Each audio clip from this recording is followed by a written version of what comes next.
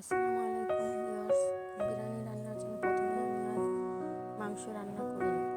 তার জন্য আমি পাত্রের মধ্যে নিয়ে নিলাম 2 টেবিল চামচ তেল। তারপর তেলটা যখন গরম হয়ে হবে তখন আমি 1 কাপ পরিমাণ পেঁয়াজ কুচি দিয়ে দিলাম। চুলার আঁচ মিডিয়াম রেখে পেঁয়াজটাকে আমি ভেজে নেব। 2 থেকে 3 মিনিট ভাজার পর পেঁয়াজটা যখন ব্রাউনিশ কালার ধারণ করবে তখন আমি পেঁয়াজের মধ্যে দিয়ে দেব লবণ। পরিমাণ মতো লবণ দেওয়ার পর পেঁয়াজটাকে আরেকটু ভেজে নেব। তারপর আমি দিয়ে দেব আদা বাটা। আদা বাটাটা ভালোভাবে নেড়েচেড়ে পেঁয়াজের সাথে মিশিয়ে নেব। আদা বাটাটা ভালোভাবে নেড়েচেড়ে মিশিয়ে দিয়ে 2 থেকে 1 মিনিট নেড়েচেড়ে আমি এর মধ্যে একটি টমেটো দিয়ে দেব।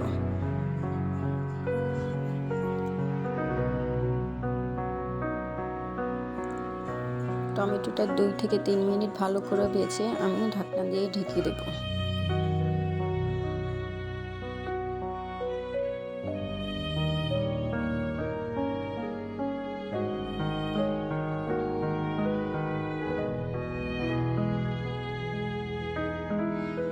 পেঁয়াজ এবং টমেটোগুলি ভালোভাবে ভাজা হয়ে গেলে এর মধ্যে আমি কিছুটা কাঁচামরিচ অ্যাড করে দেব।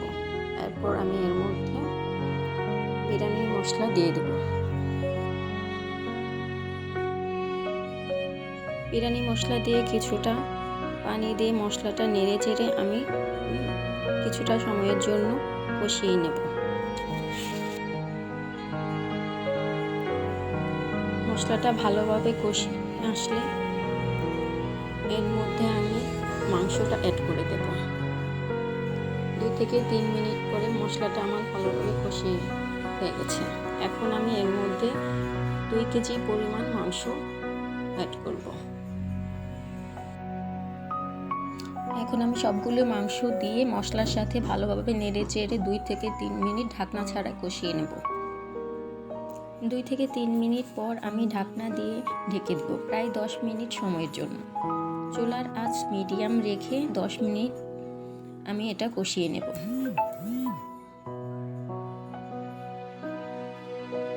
প্রায় 10 মিনিট পর আমি ঢাকনা উঠিয়ে নিয়েছি। মাংস থেকে অনেকটা পানি উঠেছে। এখন আমি এই পানিটাকে ঢাকনা ছাড়া নেড়ে চেড়ে শুকিয়ে নেব। আমি প্রায় 7 থেকে 8 মিনিট ঢাকনা ছাড়া মাংসটাকে নেড়ে চেড়ে পানিটাকে শুকিয়ে নিয়েছি। এই সময় মাংসগুলো প্রায় 80% সিদ্ধ গেছে, আর বাকিটা বিরিয়ানি রান্নার সময় সিদ্ধ হবে। আমি মাংসটা চুলা থেকে নামিয়ে রাখবো। এখন আমি যে পাত্রে বিরিয়ানি রান্না করবো সে পাত্রে পরিমাণ মতো তেল এবং পেঁয়াজ দিয়ে ভালোভাবে নেব এবং তাতে আমি 1 চামচ পরিমাণ ঘি দিয়ে দিয়েছি ফ্লেভারের জন্য। 2 থেকে 3 মিনিট ভালোভাবে ভেজে নিয়ে পেঁয়াজটাকে ব্রাউন কালার করে নেব।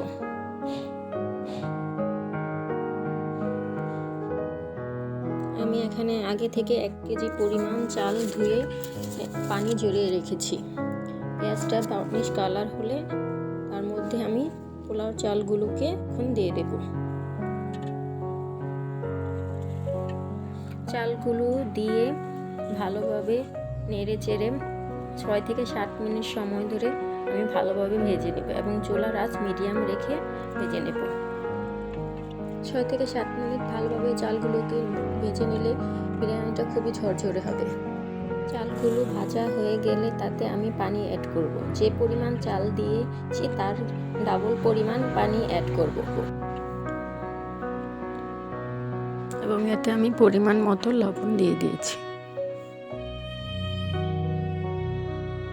তাই আমি 1 কেজি চালে 2 কেজি পানি দিয়েছি। পানিটা দেওয়ার পর যখন পানিটা ফুটে উঠবে তখন আমি এর মধ্যে কাঁচামরিচ অ্যাড করব।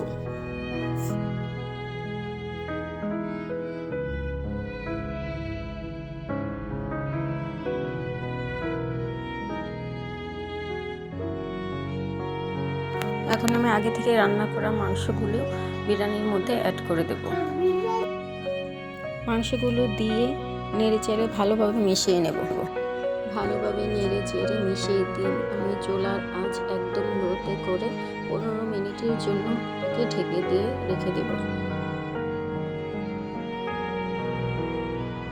15 মিনিট সময় পর আমি ঢাকনাটা উঠিয়ে নিয়েছি। এই সময় পর পানিটা পুরোপুরি শুকিয়ে গেছে। আমি বিরিয়ানিটা চুলা থেকে নামিয়ে নেব। আমার বিরিয়ানি রান্না যদি ভালো লাগে তাহলে আমার চ্যানেল সাবস্ক্রাইব এবং লাইক দিতে ভুলো না। ধন্যবাদ সবাইকে।